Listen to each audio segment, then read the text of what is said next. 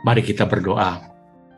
Bapa kami yang ada di sorga, kami mengucap syukur Tuhan atas segala pemeliharaan-Mu, kebaikan-Mu dalam hidup kami ini Tuhan. Kami merasakan betapa besarnya Engkau dalam hidup kami ini Tuhan. Dan setiap hari Tuhan, Kau menuntun kami selalu Tuhan. Baik itu melalui firman-Mu Tuhan, baik itu dalam renungan Tuhan yang kami terima Tuhan. Tapi biarlah kami selalu mempunyai hati Tuhan untuk mau belajar akan firman-Mu ya Bapa. Kami mau dituntun Tuhan, kami mau diingatkan ya Bapa. Sementara kami akan mendengarkan sebagian dari firman-Mu Tuhan. Biarlah firman-Mu ini juga tetap mengingatkan kami, mengajar kami, agar kami dapat taat dan setia kepada Engkau Tuhan. Terima kasih Tuhan, Kau memberkati setiap saudara-saudara kami yang mendengarkannya pagi hari ini Bapa. Dalam nama Tuhan Yesus Kristus kami berdoa dan sudah mengucap syukur. Haleluya. Amin. Shalom Bapak Ibu, saudara-saudaraku yang dikasihi Tuhan. Hari ini saya akan memberitakan firman Tuhan dengan judul Persembahan yang Benar. Mari kita buka dalam firman Tuhan dalam Roma 12:1 dan 2. Karena itu saudara-saudara, demi kemurahan Allah, aku menasihatkan kamu supaya kamu mempersembahkan tubuhmu sebagaimana persembahan yang hidup, yang kudus, dan yang berkenan kepada Allah. Itu adalah ibadahmu yang sejati. Dan yang kedua, janganlah kamu menjadi serupa dengan dunia ini, tapi berubahlah oleh pembaruan budimu, sehingga kamu dapat membedakan manakah kehendak Allah, apa yang baik, yang berkenan kepada Allah, dan yang sempurna. Saudaraku, saya akan membagi dalam poin pertama saya, yaitu mempersembahkan tubuhmu. Dalam firman Tuhan Roma 12:1 ini, Rasul Petrus memberi nasihat kepada jemaat di Roma, agar mereka dapat mempersembahkan tubuh mereka sebagaimana persembahan yang hidup, yang kudus, dan yang berkenan kepada Allah. Itu adalah ibadahmu yang sejati. Ada 3 hal yang sangat penting kita perhatikan dalam firman Tuhan ini, yaitu kita sebagai orang-orang percaya harus dapat mempersembahkan tubuh kita sebagaimana persembahan yang hidup, yang kudus, dan yang berkenan kepada Allah. Apa maksudnya mempersembahkan tubuh kita sebagai persembahan yang hidup, saudara? Sebagai orang-orang percaya, kita seharusnya memiliki keinginan, kerinduan, kemauan untuk sungguh-sungguh dengan tulus ikhlas menyenangkan hati Tuhan. Ketika kita dapat mengasihi orang lain, mengampuni orang yang bahkan mengecewakan kita, melayani Tuhan dengan tanpa motivasi, tanpa mau mencari kedudukan, hal-hal seperti inilah yang dapat menyenangkan hati Tuhan. Tapi hal ini tidak mudah, saudara. Pertanyaannya, apakah kita memiliki keinginan, kerinduan, dan kemauan yang sungguh-sungguh? Mungkin di awal tahun baru, setiap kita mempunyai New Year resolution, resolusi dalam hidup kita untuk tahun 2023. Misalnya, saya mau berhenti merokok, saya mau mencari pekerjaan baru, contohnya. Mungkin saya mau beli mobil baru, saya mau juga sungguh-sungguh melayani Tuhan, dan lain sebagainya, saudara. Tapi untuk mencapai semuanya ini, kita harus memiliki apa, saudara? Kita harus memiliki komitmen to change, komitmen untuk berubah. Tanpa suatu komitmen, maka semua keinginan kita untuk berubah akan mengalami suatu tantangan yang besar. Bahkan mungkin tidak akan tercapai, saudara. Saya share sedikit, Tuhan. Tahun lalu, saya itu mengikuti satu program untuk mengurangi berat badan, saudara. Dan pada itu saya mendengarkan caranya untuk program ini. Sangat menantang, sangat challenging, saudara.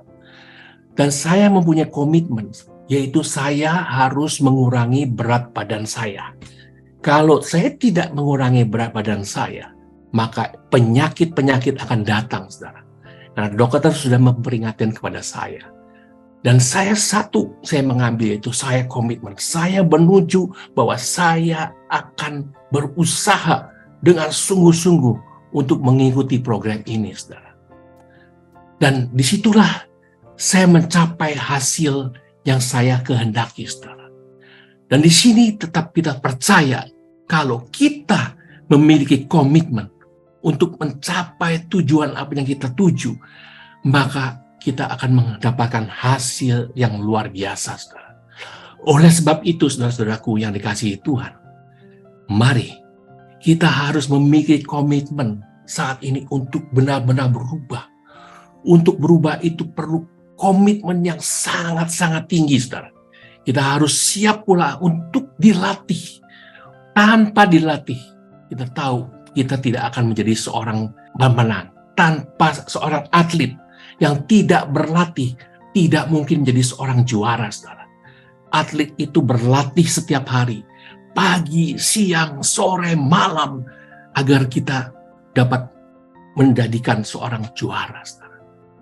Kembali pada diri kita, sebagai orang percaya, kita harus siap untuk dilatih, untuk berubah, saudara. Sehingga hidup kita dapat menjadi persembahan yang hidup, saudara. Kita juga harus memiliki keinginan yang besar untuk hidup kudus dan berkenan kepada Tuhan, saudara. Berusaha setiap hari untuk dapat memisahkan diri kita dari dunia yang jahat ini, saudara. Dan berusaha sungguh-sungguh untuk dekat kepada Tuhan melalui apa, saudara? Melalui firman-firman-Nya.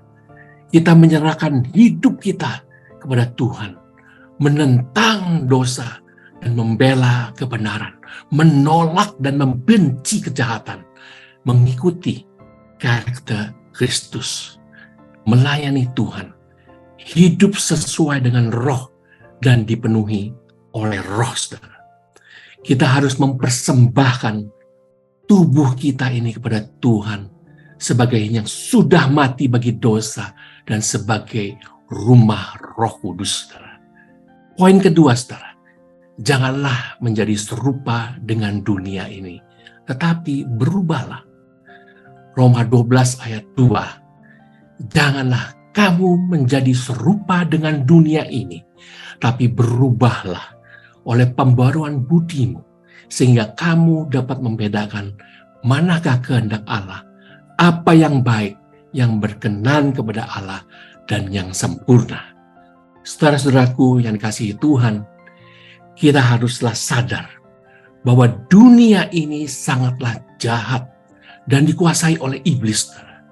Kita harus bersikap tegas, menjauhi terhadap cara-cara roh dunia, sambil kita terus-menerus memberitakan kebenaran dan standar kebenaran firman Tuhan dalam hidup kita. Kita harus membenci kejahatan, mengasihi yang benar. Dalam satu firman Tuhan, 1 Yohanes 2, 15-17. Mari kita baca bersama-sama. 1 Yohanes 2, 15. Janganlah kamu mengasihi dunia dan apa yang ada di dalamnya.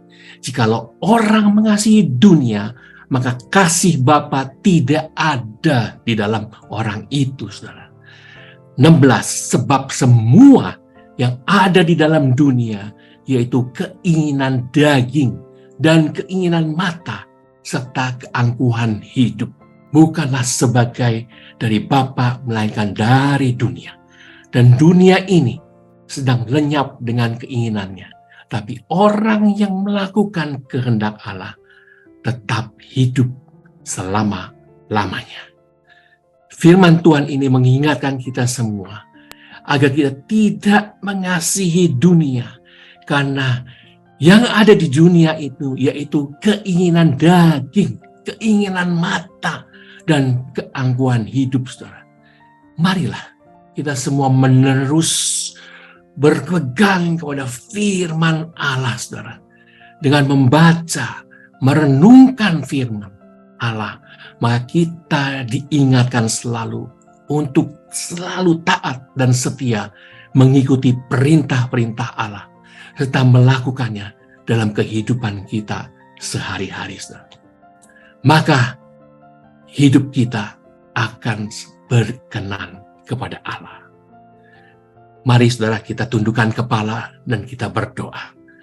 Bapa kami yang ada di sorga, yang kami kenal dalam nama Tuhan Yesus, kami berdoa agar setiap kami mempunyai hati yang taat kepada firman Tuhan. Firman-Mu adalah untuk kebaikan kami. Karena firman-Mu mengandung janji, walaupun terkadang kami tidak mengerti, tapi pimpinlah kami untuk tetap mampu melakukannya. Mari dekapkan kedua tangan kita di dada. Jika saudara punya pergumulan, persoalan, tantangan dalam karir, studi, keuangan, masalah keluarga, kesehatan, apapun juga, termasuk perjodohan, biarlah berkat Tuhan turun ke atasmu dan kekuatan kasih Tuhan turun atasmu. Dan percayalah, Tuhan akan membukakan pintu-pintu berkat serta damai sejahtera Allah menaungimu senantiasa. Saudara terkasih, jikalau ada yang sakit, mari tumpangkanlah tanganmu di bagian yang sakit, supaya menjadi sembuh di dalam nama Tuhan Yesus Kristus. Haleluya. Amin. Jika saudara yang masih membutuhkan pelayanan dan konseling, silakan menghubungi nomor di bawah ini. Tuhan Yesus memberkati.